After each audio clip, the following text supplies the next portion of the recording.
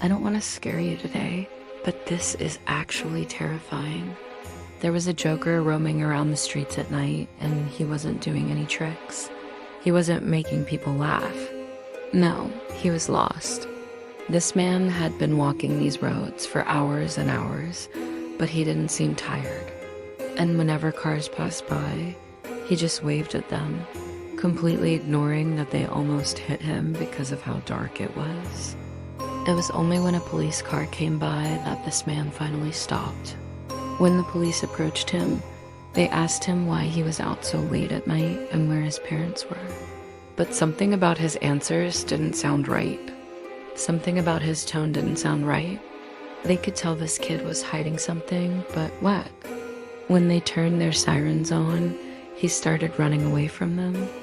He ran and he ran until he disappeared into the bushes. The officers couldn't believe what they were seeing. Was this a wild animal? No, it was definitely a human. But what was he trying to hide? Were there monsters living in those bushes? Whatever it was, they needed to find out. But while they were searching in the bush, the kid appeared behind them. He looked very much alive, but then why did he run away? And why was he acting like a wild animal? What kind of person spends all night outside? It didn't look like he was homeless. He had a backpack with him, and it didn't look like it was filled with belongings. And he was dressed like someone who wasn't poor. So why would he be walking around at night? He didn't answer, though. He just kept running and running, which left the police with no choice but to chase after him. They chased him through the town and even past the places he had already been, but he just kept going until he reached the old abandoned highway. It was here that the police finally managed to corner him. They told him he couldn't keep running forever, and if he had done something wrong, he should just stop and explain. But he didn't do any of that. Instead, he looked at them, opened his mouth as if he wanted to say something, but nothing came out. He tried again, but still nothing. It was only then that the police noticed that the boy's face was white as a sheet. His eyes were wide open and his mouth was fully open, like he was screaming, but they couldn't hear anything. The officers were scared now, but they also felt bad. So one of them approached him and asked him if he was okay. That's when the boy finally said something. He asked the officer if he had seen a truck. He said he had been following a truck for a long time, but he couldn't remember which truck or what it looked like. Maybe it was a trailer, or maybe it was a moving van. He didn't know. All he knew was that he had to get to the end of this highway. It took them a moment, but they eventually realized the boy must have witnessed some kind of accident. He was probably traumatized, and that's why he wasn't making any sense. But why was he walking on such a dangerous road? And where was he trying to go? The police decided to take him to the nearest hospital, but on the way there, the boy told them he didn't want to talk anymore. He said he just wanted to finish the road. He was going to reach the end of the road no matter what. And as soon as he said that, he bolted out of the car and ran towards the forest. The officers tried to hold him down, but he slipped out of their hands like a lizard. He was fast and nimble, and he was gone in a blink of an eye. The police were worried about him now. If he had really seen something traumatic, he would need help. But where could he have gone? They searched for him for hours, but they couldn't find him anywhere. There weren't even any signs of struggle. He had just vanished.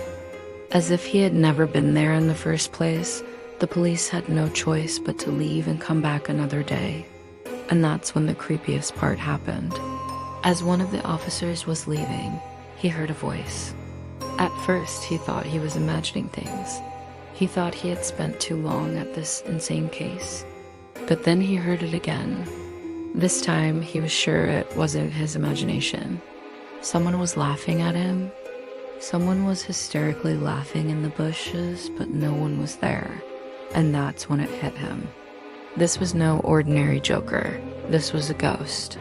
He told the others what he had seen, and they all agreed.